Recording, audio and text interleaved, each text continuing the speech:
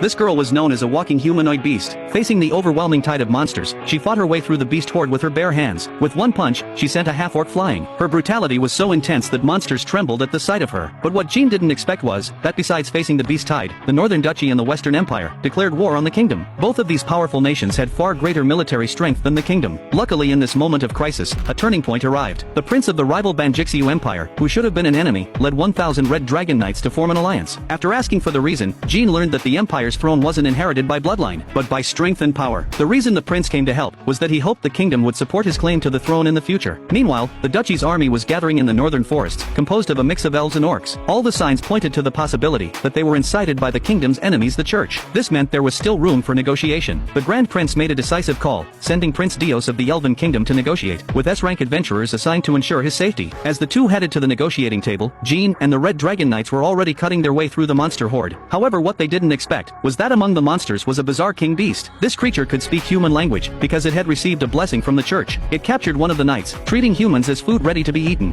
Faced with the Pig King's hand grasping a knight, Jean didn't hesitate and struck a fatal blow. But to her surprise, the Pig King could move its head independently from its body. Seeing this, Jean stepped forward and unleashed a barrage of punches. However, the Pig King's thick fat absorbed all the impact. In his view, Jean's punches were useless. But what he didn't notice was that Jean had used the ability granted to her by the God of Time. At point-blank range, she landed over 100 punches, and the Pig King's ability to absorb impact had its limits. ごちそうさまでした。